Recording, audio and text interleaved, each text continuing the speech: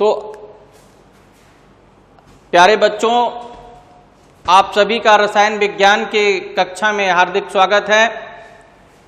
और आज ये जो आपका विलेन चैप्टर है उसका तीसरा लेक्चर है। विलेन जो सॉल्यूशन चैप्टर हम डिस्कस कर रहे हैं, आज ये लेक्चर थर्ड है।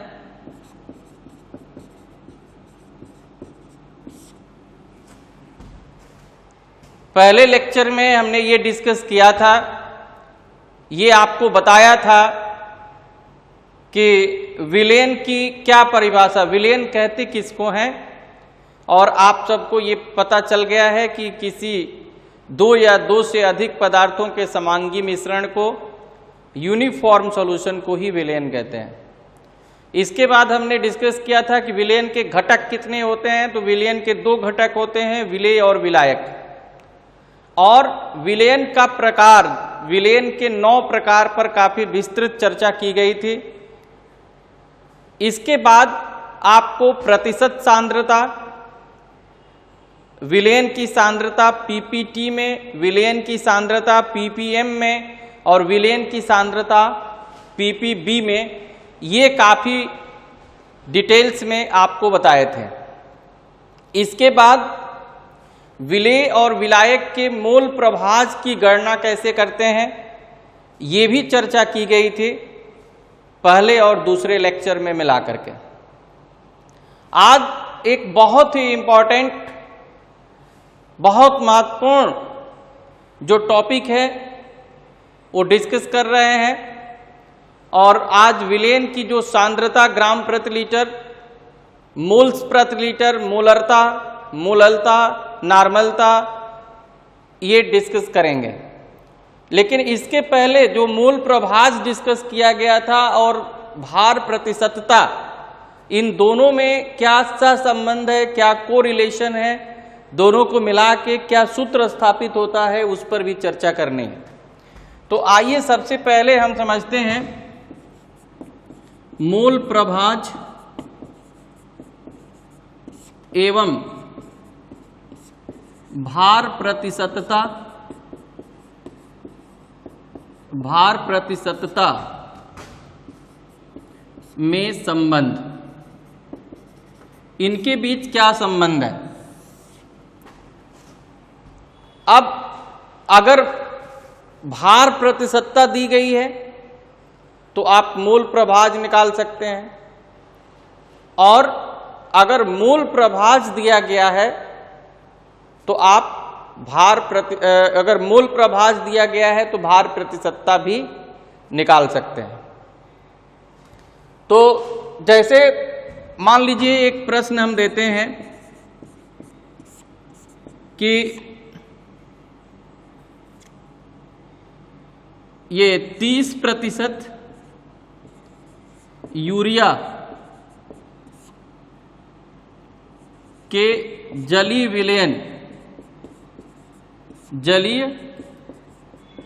विलेन और ब्रैकेट में W/W में विलेय एवं विलायक का मोल प्रभाज ज्ञात करें। मोल प्रभाज ज्ञात करें। या इसके पहले वाले प्रश्न में हमने विलेय यूरिया ले लिया था, तो यहां पर हम थोड़ा सा चेंज करके दूसरा भी ले सकते हैं कि 30% एसिटिक अम्ल कर सकते हैं, एक एसिटिक अम्ल। तो अब सवाल ये है कि एसिटिक जो एसिड है, एसिटिक अम्ल है, एसिटिक अम्ल, इसका सूत्र क्या होता है? इसका सूत्र होता है CH3COOH। अब 30%, 100 में 30, तो 30% CH3COOH जली विलेन W/W का अर्थ है कि 30 ग्राम CH3COOH 100 ग्राम विलेन में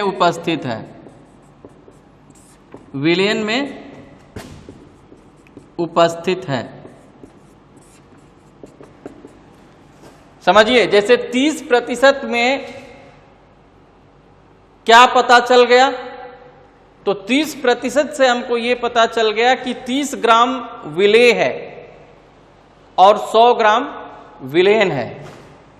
तो विलेय की जो मात्रा हो जाएगी, विलेय क्या है, तो CH3COOH की मात्रा, ये W2 और ये है 30 ग्राम। अब इसके बाद जो विलायक है H2O की मात्रा, ये है W1। तो W1 कितना हो जाएगा, तो विलेन 100 है और 30 उसमें विलेय है, तो 70 ग्राम हो जाएगा। अब क्या करेंगे, अब दोनों की अगर मात्रा मिल गई और आपको निकालना है मोल प्रभाज, तो सबसे पहले तो मोलों की संख्या निकालेंगे। अब मोलों की संख्या निकालने के लिए मात्रा जो उसका भार पता है तो अणुभार निकालेंगे, और तब फिर मोलों की संख्या, फिर मोल प्रभाज। तो अब ये विलेय का अणुभार, ये विलेय का जो अणुभार है ये हो जाएगा M2। तो ये CH3COOH माने कार्बन इसमें 2 है, तो 1 का 12 होता है, तो 2 गुणे 12 हो जाएगा। हाइड्रोजन 4 है, तो 4 गुणे 1, हाइड्रोजन का परमाणु भार 1 होता है। ये कार्बन का 12, हाइड्रोजन का 1, ऑक्सीजन का 16 होता है, और 2 ऑक्सीजन है।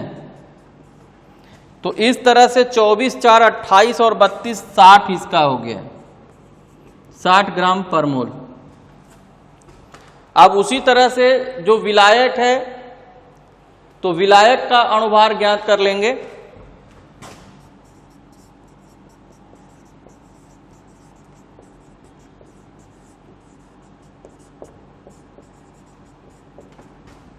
ये 18 हो जाएगा। अब क्या करेंगे, अब जब दोनों का जो भार और अणुभार पता चल गया, तो मोलों की संख्या, तो विलेय के मोलों की संख्या, विलेय के मोलों की संख्या जिसको हम N2 से डिनोट करते हैं, और N2 इज इक्वल टू क्या होता है, W2/M2। और W2 की वैल्यू 30 है और M2 60 है, तो ये 0.5 हो जाएगा मोल। और उसी तरह से विलायक के जो मोलों की संख्या निकालेंगे,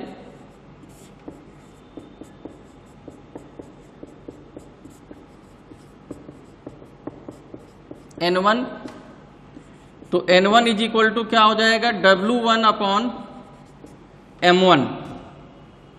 तो W1 ये दिया हुआ है 70 और ये 80, तो ये आपका हो जाएगा 3.54, तो 16 है, और ये 3.8 के लगभग हो जाएगा। अब इसके बाद इसका जब मोल प्रभाज निकालेंगे, विलेय का मोल प्रभाज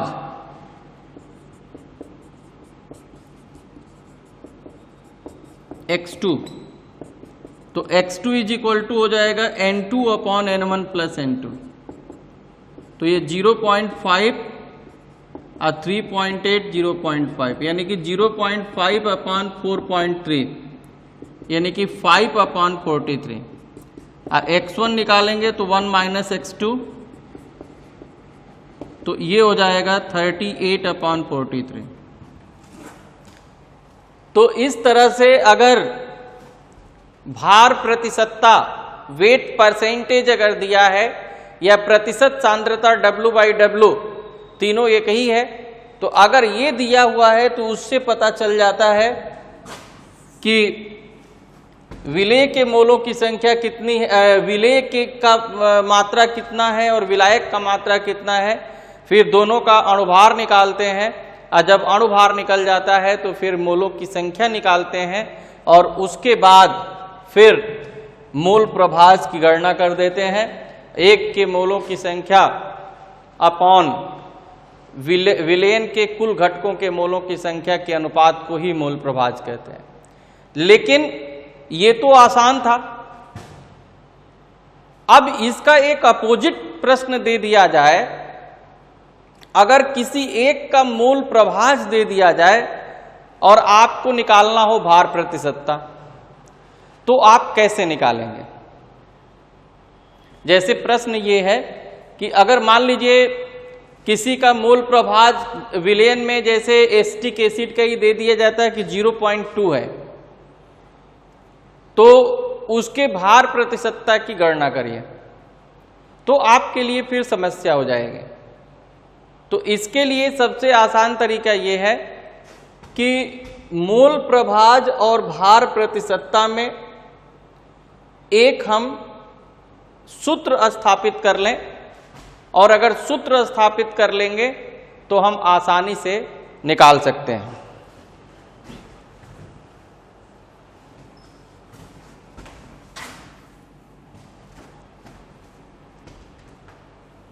तो अब सूत्र कैसे स्थापित करेंगे? तो पहले तो दोनों का जो सूत्र है वो लिख लीजिए। जैसे विलेय का जो मोल प्रभाज है, विलेय का मोल प्रभाज ये क्या होता है? x2 is equal to n2 upon n1 plus n2। n2 क्या है? तो n2 विलेय के मोलों की संख्या है, n1 विलायक के मोलों की संख्या है। और भार प्रतिशतता क्या होता है? विलेय की भार प्रतिशतता।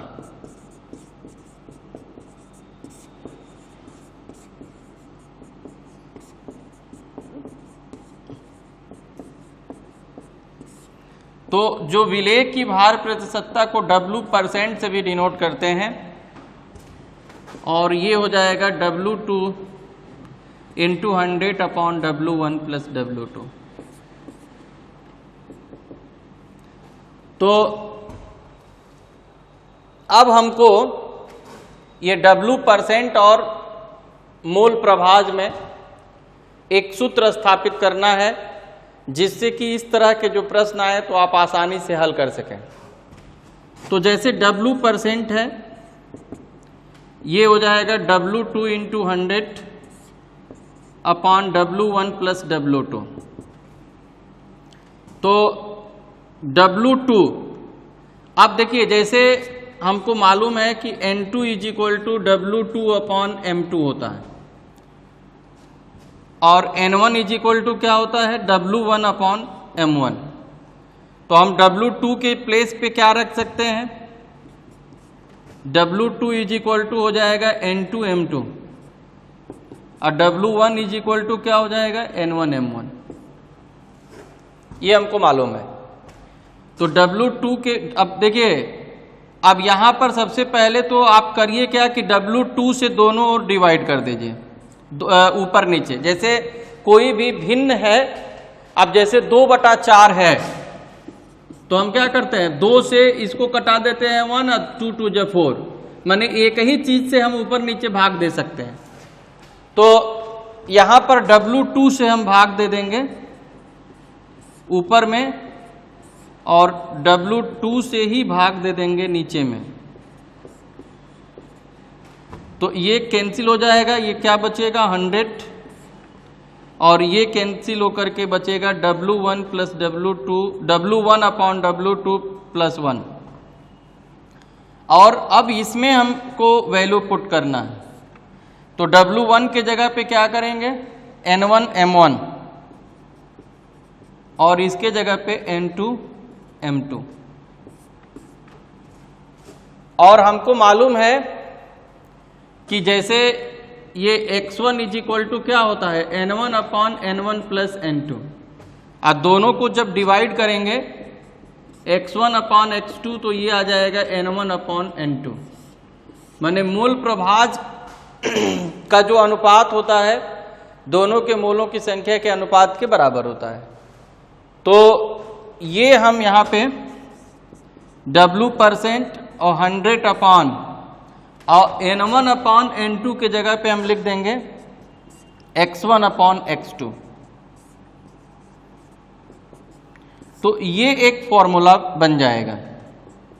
अब इसमें अगर मूलों की संख्या मूल प्रभाज अगर दिया हुआ है तो इस फॉर्मूला की सहायता से आप भार प्रतिशतता आसानी से गणना कर सकते हैं। तो एक बार फिर से आप समझ लीजिए, जैसे विलेय का जो मूल प्रभाज होता है x2, ये विलेय के मोलों की संख्या अपॉन विलायक और विलेय दोनों के मोलों की संख्या का योग N1 प्लस N2 के अनुपात के बराबर होता है। और उसी तरह से विलायक का जो मूल प्रभाज होगा ये N1 upon N1 plus N2, और दोनों को डिवाइड किए तो x1 upon x2 is equal to N1 upon N2। क्यों? क्योंकि दोनों का जो हर है N1 प्लस N2 समान है, तो ये कट जाएगा। अब हमको मालूम है कि विलेय की भार प्रतिशतता W% ये होता है W2 into 100 upon W1 plus W2। तो यहाँ पे हम क्या करेंगे कि W2 से ऊपर नीचे डिवाइड कर दिए, और डिवाइड किए तो ये बन गया 100 upon W1 upon W2 plus 1। और इसमें W1 के जगह पे हम रख दिए N1 M1, ये W1 के जगह पे, और W2 के जगह पे हम रख दिए N2 M2, और अब N1 अपॉन N2 के जगह पे हम रख दिए x1 अपॉन x2। तो ये फाइनल फॉर्मूला बन गया W% is equal to 100 upon x1 M1 upon x2 M2 plus 1। अगर ये फॉर्मूला अगर आपको क्लियर है तो फिर आप याद है तो इस पर आप जो प्रश्न दिया रहेगा बहुत आसानी से कर लेंगे। तो आइए इस पर आधारित एक न्यूमेरिकल हम करते हैं।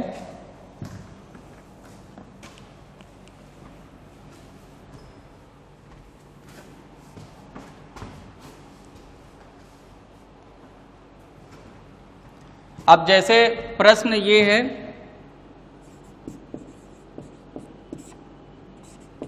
कि H2SO4 के जलीय विलयन में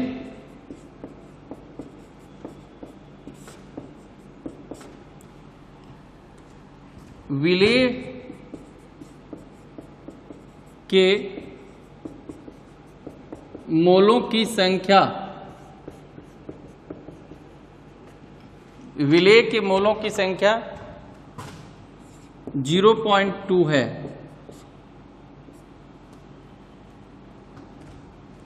विलायक के मोलों की संख्या तथा विलायक के मोलों की संख्या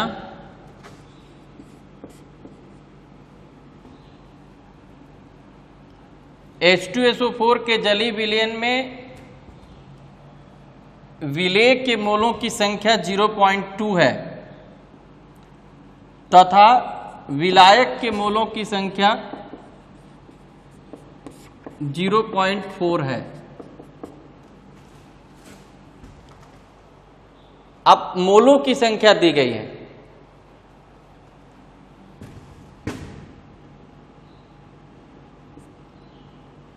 दोनों घटकों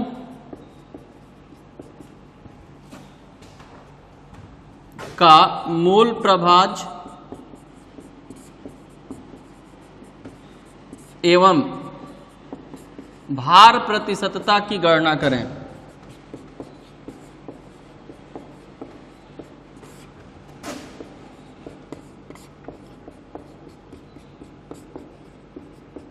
तो देखिए, कोई भी न्यूमेरिकल अगर दिया हुआ है तो सबसे पहले आप उस आंकिक प्रश्न को पढ़ेंगे।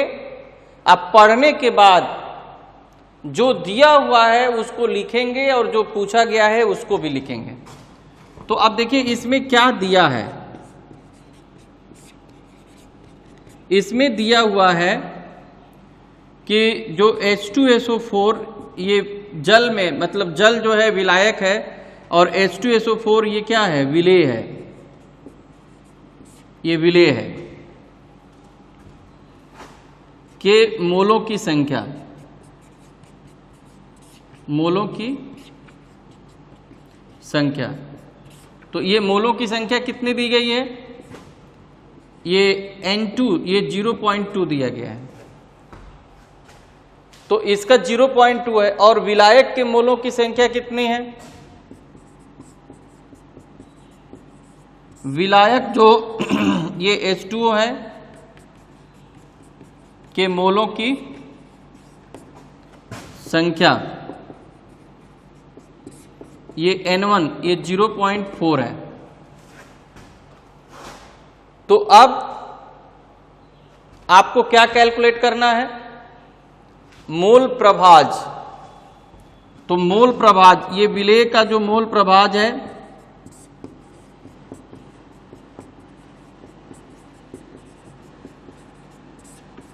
ये X2 ये N2 upon N1 plus N2, यानी कि ये हो जाएगा 0.2 अपॉन 0.2 प्लस 0.4। ये N1 जिसे 0.4 है ये 0.2, तो ये 0.6 यानी कि 1/3 आ जाएगा। और विलायक का अगर मोल प्रभाज आपको पता करना है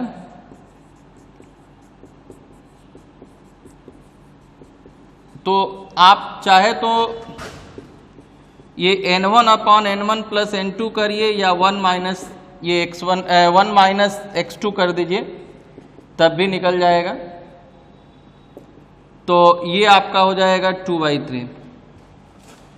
तो ये मोल, अगर डायरेक्ट मोलों की संख्या दी गई है तो और आसान है, आप जो सूत्र है उसमें रख देंगे, निकल जाएगा।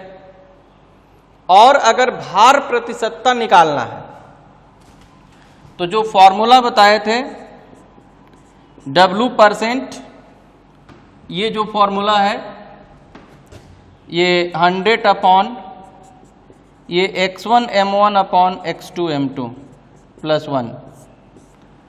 तो अब देखिए जैसे H2SO4 है तो H2SO4 का जो अणुभार होगा, अणुभार ये M2 ये आ जाएगा 98 ग्राम पर मोल। जो H2O का जो अणुभार हो जाएगा ये 18 ग्राम पर मोल होगा। तो 100 जो 100 अपॉन X1 के जगह पे कितना आया है 2/3, M1 कितना है 18। उसी तरह से X2 के जगह पे कितना आया है 1/3 और ये है 98 प्लस 1।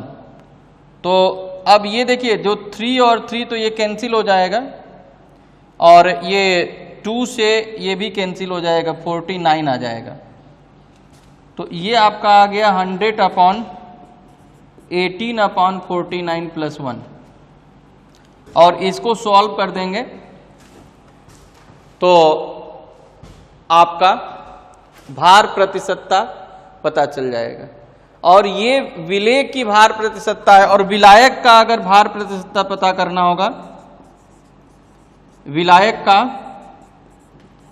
भार प्रतिशतता, तो क्या करेंगे 100 माइनस ये जो आया हुआ है ये आपका हो जाएगा 67 अपॉन ये 49, तो 4900 अपॉन 67%। तो ये आप 100 से अगर माइनस कर देंगे, ये 4900 अपॉन 67, तो 6700 माइनस 4900 अपॉन 67, तो ये निकल जाएगा विलायक का। देखिए अगर किसी विलेय की जो भार प्रतिशतता दी गई है 100 से घटा देंगे तो विलायक का पता चल जाएगा। जैसे मान लीजिए विलेय की भार प्रतिशतता 30% है, तो विलायक का कितना होगा, तो 100 में 30 को घटा दिए तो 70% फिर विलायक का हो जाएगा। अब मोल प्रभाज अगर किसी एक का दिया है तो 1 में से घटा देंगे तो दूसरे का मोल प्रभाज पता चल जाएगा। तो आइए इस पर एक न्यूमेरिकल और करते हैं।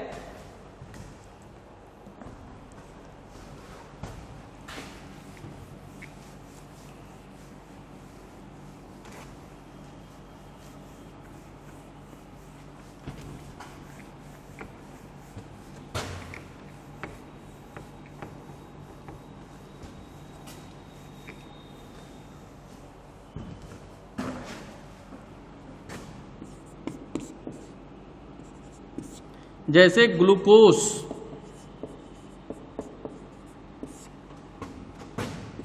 C6H12O6 के जलीय विलयन में मोल प्रभाज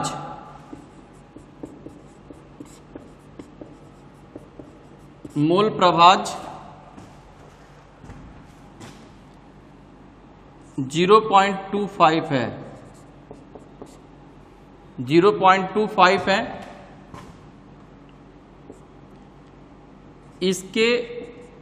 इसकी भार प्रतिशतता ज्ञात कीजिए।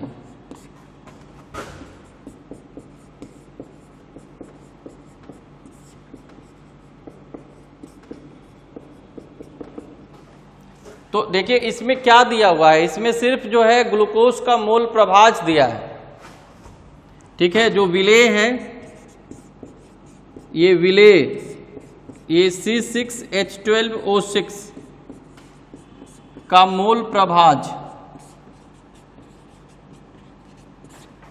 X2 ये 0.25 है। तो आपको क्या बताया गया है कि अगर एक का मोल प्रभाज पता है तो दूसरे का मोल प्रभाज ऑटोमेटिक पता चल जाएगा। कैसे? तो दोनों का जो सम है 1 होता है, तो विलायक H2O का मोल प्रभाज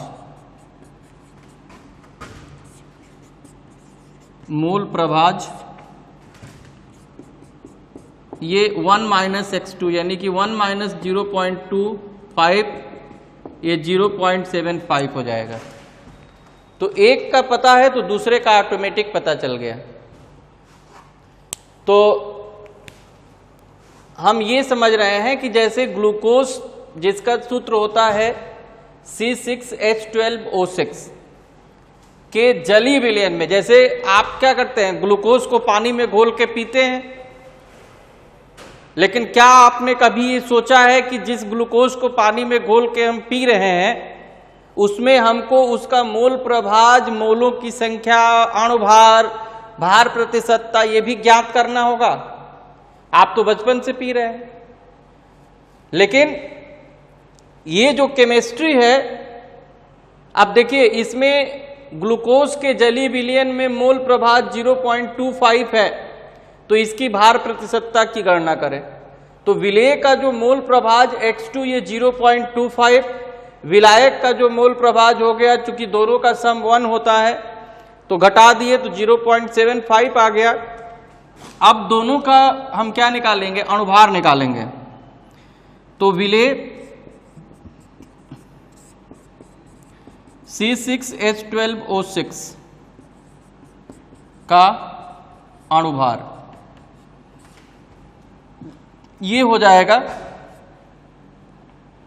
M2। अब यहां पे कार्बन चूंकि C6 है तो 6 कार्बन है और कार्बन का 12 होता है, हाइड्रोजन 12 है, इसका 1 परमाणु भार होता है, और ऑक्सीजन 6 है, इसका 16 होता है। तो ये जब जोड़ेंगे तो ये 72, 12, 96, ये 180 ग्राम प्रति मोल आ जाएगा। अब इसके बाद हमको विलायक जो जल है इसका अणुभार ज्ञात करना है।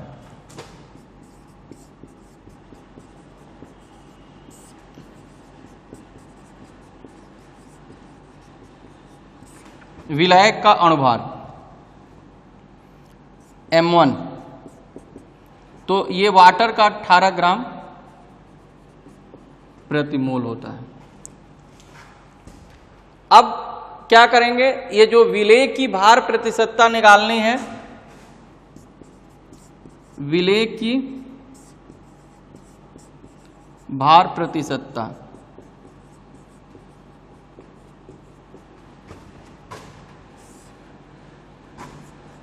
W%। तो ये आप फॉर्मूला क्या है, 100/x1m1/x2m2+1। तो अब इसी फॉर्मूला में, इसी सूत्र में हमको रख देना है।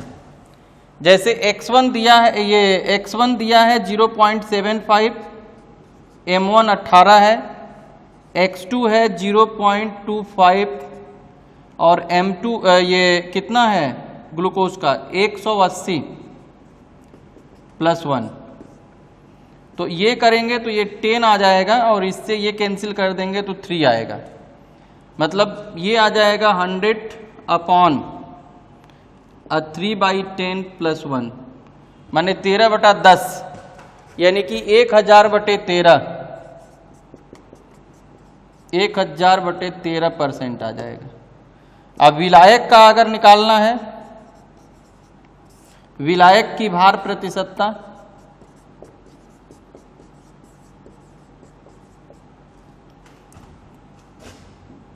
तो 100 - W%, यानी कि 100 - 1000/13, तो 1300 हो जाएगा। 1300 में से ये 1000 घटा देंगे बटे 13, तो ये आपका आ जाएगा 300/13 हो जाएगा।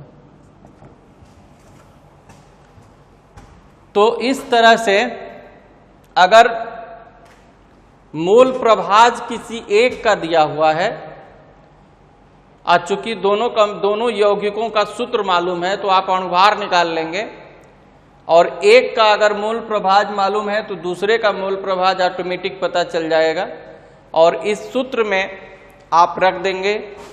तो मूल प्रभाज अगर किसी एक का भी दिया है, अगर किसी एक भी घटक का मूल प्रभाज दिया है तो दूसरे घटक का मूल प्रभाज पता चलेगा, फिर दोनों घटकों का अणुभार निकालेंगे और फिर मूल प्रभाज और अणुभार को रख देंगे तो भार प्रतिशतता पता चल जाएगी विलेय की। और जब विलेय की भार प्रतिशतता पता चल जाएगी तो 100 में से विलेय की भार प्रतिशतता को घटा देने पर विलायक की भार प्रतिशतता पता चल जाएगी। तो ये जो काफी इंपॉर्टेंट कंसेप्ट, काफी इंपॉर्टेंट लेक्चर आपको दिया जा रहा है, और इसी पर पूरी की पूरी फिजिकल केमिस्ट्री, भौतिक रसायन जो इसी पर आधारित है, और ये 100% परीक्षाओं में प्रश्न आते हैं। और चूंकि इसी पर पूरा का पूरा ये चैप्टर आधारित है तो इसलिए आपको ध्यान से, बढ़िया से इस कंसेप्ट को समझना है। अब जो 11th में मूल कंसेप्ट बढ़िया से नहीं पढ़े होंगे उनके लिए थोड़ी समस्या हो सकती है, लेकिन अगर आप इस लेक्चर को ध्यान से समझेंगे, एक एक स्टेप टू स्टेप समझेंगे तो आपके लिए ये चैप्टर बहुत ही सरल हो जाएगा और ये एग्जाम्स में 5 मार्क्स आपको बहुत आसानी से मिल जाएगा। तो इस पर आप और भी प्रैक्टिस कर सकते हैं जो अपनी बुक से, और प्रैक्टिस पेपर भी ऑलरेडी आपको दिया जा रहा है। और अब आगे जो कंसेप्ट डिस्कस कर रहे हैं हम,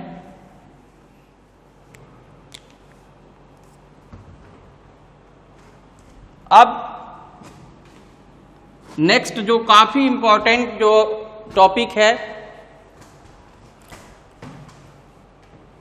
ये डिस्कस कर रहे हैं, ये विलेन की सांद्रता, विलेन की सांद्रता, कंसेंट्रेशन,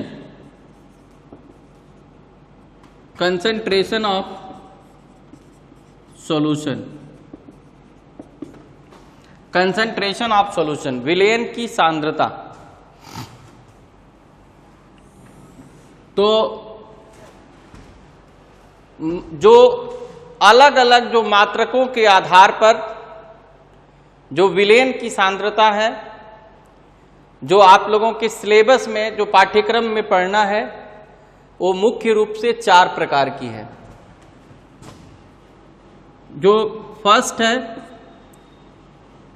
ग्राम प्रति लीटर सांद्रता, ग्राम प्रति लीटर सांद्रता।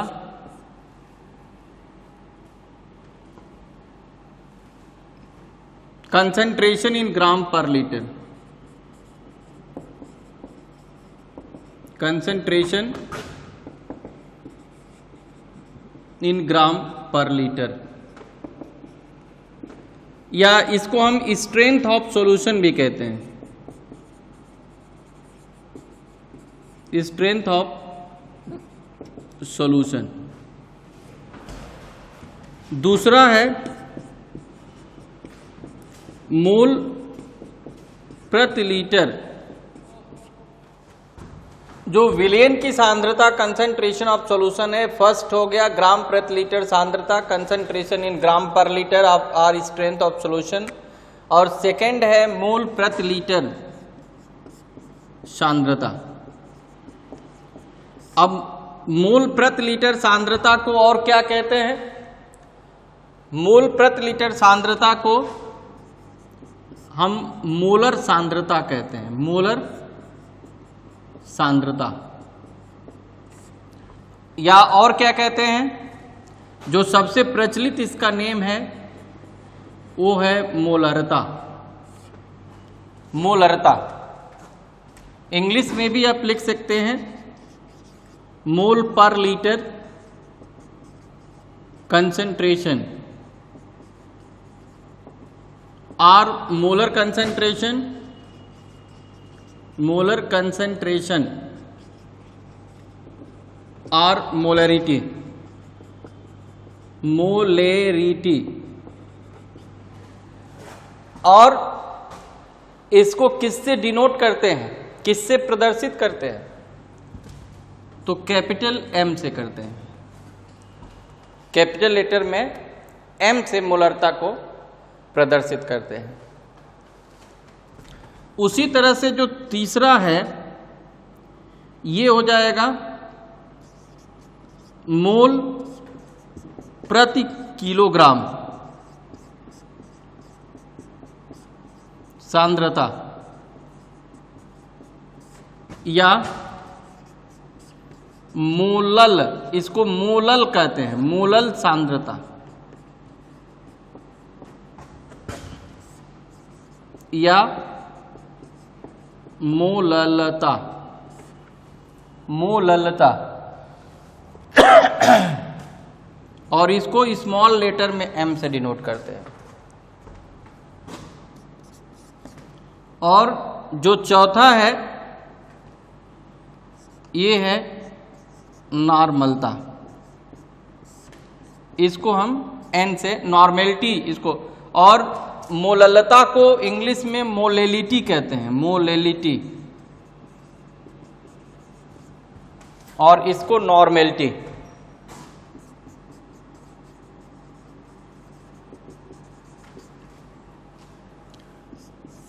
तो ये जो विलेन की सांद्रता है, कंसंट्रेशन ऑफ सॉल्यूशन है, ये विभिन्न प्रकार के मात्रकों के आधार पर ये 4 प्रकार का होता है। ग्राम प्रति लीटर सांद्रता, concentration in gram per litre or strength of solution. दूसरा है मोल प्रति लीटर सांद्रता या मोलर सांद्रता या मोलरता। तीसरा है मोल प्रति किलोग्राम सांद्रता या मोलर सांद्रता या मोललता। और चौथा है नॉर्मलता या नॉर्मेलिटी। तो अब एक एक करके हमको समझना है इनकी परिभाषा और सूत्र, और फिर एक दूसरे से रिलेट करके एक सहसंबंध, कोरिलेशन। तो काफ़ी इम्पोर्टेंट ये लेक्चर है। तो आइए सबसे पहले हम समझते हैं ग्राम प्रति लीटर सांद्रता।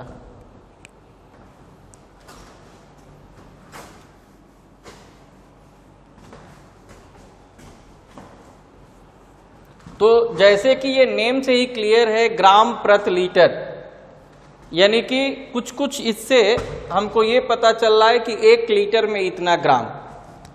तो परिभाषा हम दे सकते हैं कि किसी विलेन के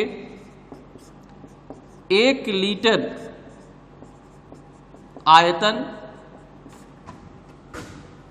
में उपस्थित विलेय पदार्थ की ग्राम में मात्रा,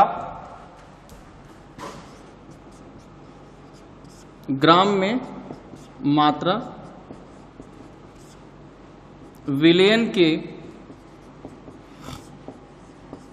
ग्राम प्रति लीटर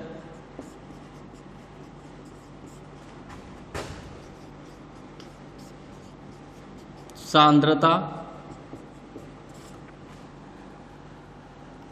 किसी विलेन के 1 लीटर आयतन में उपस्थित विलेय पदार्थ की ग्राम में मात्रा विलेन की ग्राम प्रति लीटर सांद्रता कहलाती है।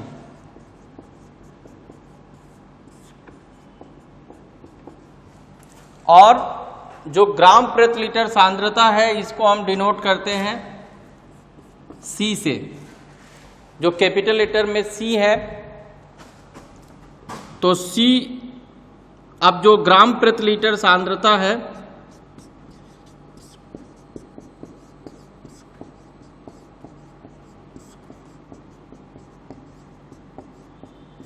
C इज इक्वल टू हो जाएगा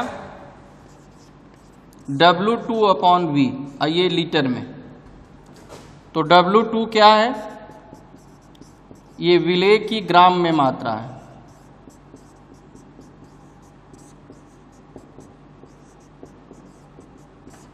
और V क्या है? ये विलेयन का आयतन लीटर में, और जो इसका मात्रक होगा वही होगा ग्राम प्रति लीटर, ग्राम प्रति लीटर हो जाएगा। तो किसी विलेन के 1 लीटर आयतन में उपस्थित विलेय पदार्थ की ग्राम में मात्रा विलेन की ग्राम प्रति लीटर सांद्रता कहलाती है। अब जो दूसरा जो है, जो सेकंड है, वो मोल प्रति लीटर सांद्रता है। मोल प्रति लीटर सांद्रता, concentration in moles per litre, और इसको शॉर्ट में हम क्या कहते हैं? शॉर्ट में इसको मोलरता कहते हैं।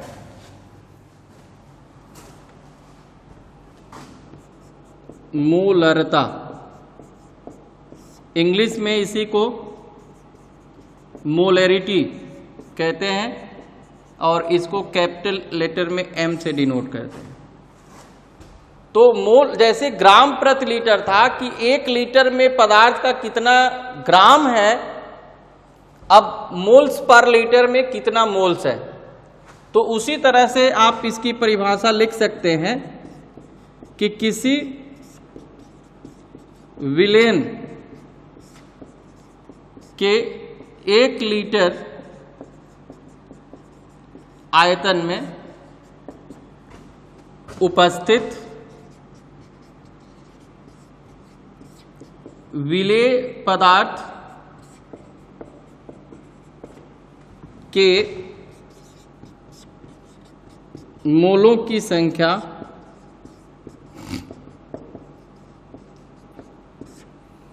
विलेय पदार्थ के मोलों की संख्या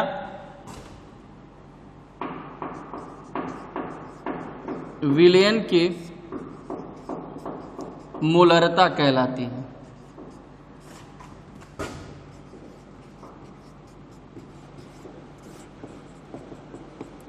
आपसे कोई पूछे कि मोलरता क्या है तो बड़ा सीधा सा उत्तर आप देंगे कि कोई भी अगर विलयन का आयतन 1 लीटर है तो उस 1 लीटर आयतन में उसको एकांक आयतन भी कहते हैं। एकांक आयतन में उपस्थित विलेय के जो मोलों की संख्या है वही मोलरता कहलाती है।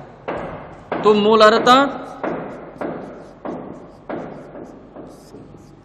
जो कैपिटल M है ये हो जाएगा N2/V। अब N2 क्या है? ये विलेय के मोलों की संख्या है।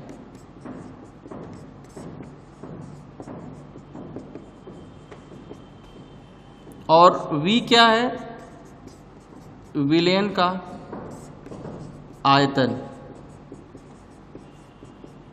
लीटर में, विलयन का आयतन लीटर में।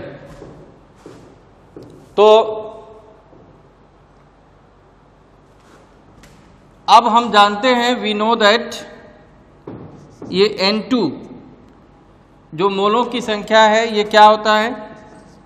ये W2/M2 मतलब पदार्थ की मात्रा बटे अणुभार। तो ये जो एक फॉर्मूला है इससे एक दूसरा सूत्र भी हम बना सकते हैं। अगर N2 की जगह पे रख दें W2/M2 इंटू V, ये भी एक फॉर्मूला हो जाएगा। और एक तीसरा फॉर्मूला बन सकता है कि जैसे C = W2/V, अभी हमने सीखा है ग्राम प्रति लीटर सांद्रता, तो W2/V की जगह पे अगर C रख देंगे तो C/M2 हो जाएगा। तो ये जो सूत्र बनता है, सूत्र परिभाषाओं में ही है और परिभाषा इसके नाम में ही है। माने मोल प्रति लीटर में ही परिभाषा है और परिभाषा से ही इसका सूत्र है। और सूत्र अगर आपको याद है तभी आप आंकिक प्रश्नों को हल कर सकते हैं। तो मोल प्रति लीटर माने 1 लीटर में कितना मोल है।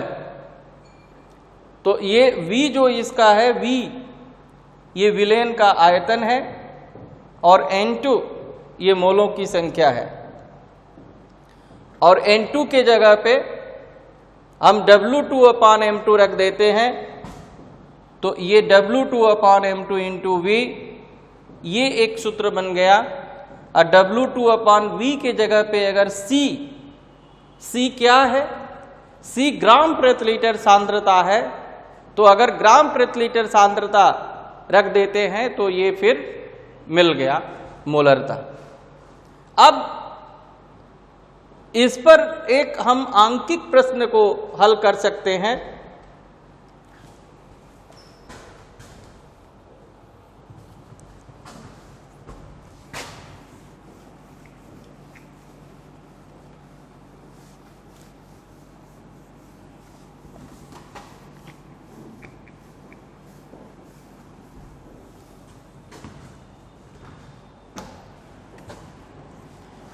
जैसे प्रश्न ये है कि 10 ग्राम CaCO3 कैल्शियम कार्बोनेट को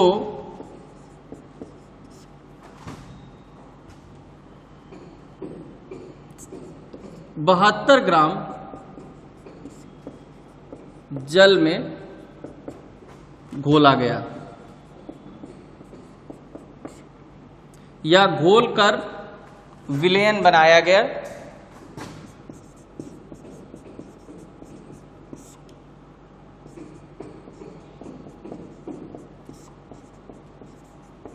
विलयन बनाया गया।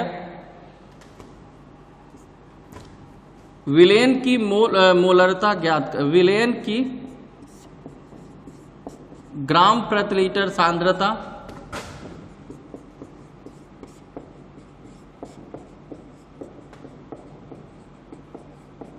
एवं मोलरता ज्ञात कीजिए।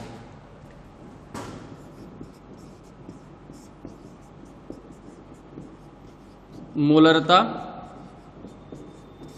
ज्ञात कीजिए। तो देखिए, कोई भी आंकिक प्रश्न है, हम आपको ये बताना चाह रहे हैं कि आप उसको पढ़ करके जो गिवन है, जो दिया गया है, उसको पहले आपको लिखना है। तो क्या दिया है? ये दिया है विलेय CaCO3 की मात्रा W2 ये दिया है 10 ग्राम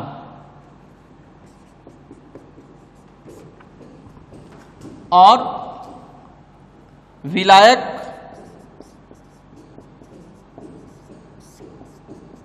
H2O की मात्रा W1 ये दिया है 72 ग्राम। तो एक चीज आपको ये समझना है कि जैसे जो जल है जल का घनत्व ये 1 ग्राम पर ml होता है, यानी कि जितना ग्राम रहेगा उतना ही उसका आयतन भी हो जाएगा। यानी कि ये विलयन का जो आयतन होगा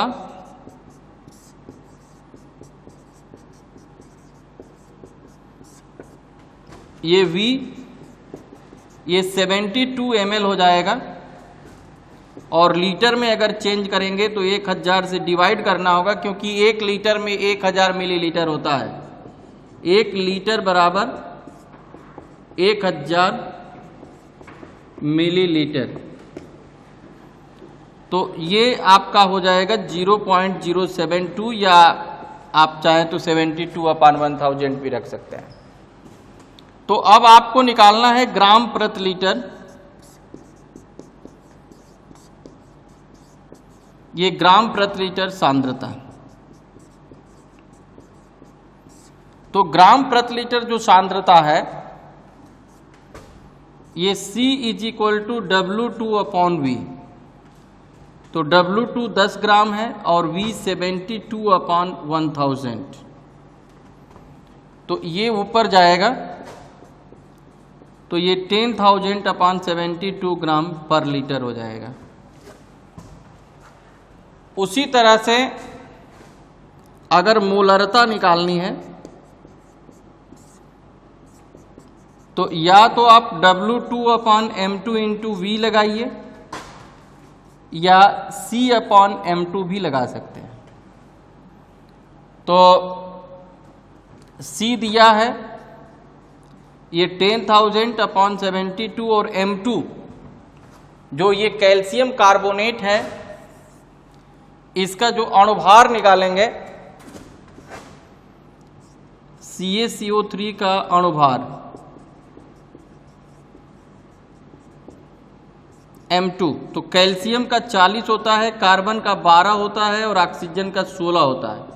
तो ये 100 ग्राम पर मोल आ जाएगा। तो m2 के जगह पे 100 रख देंगे तो ये 100/72m ये आ जाएगा। या इसमें भी आप रख देंगे, जैसे W2 ये 10 है, M2 100 है, ये 72/1000, तो ये कट गया, ये 100/72m आ गया। तो इस तरह से कोई भी अगर आंकिक प्रश्न दिया हुआ है तो आप हल कर सकते हैं।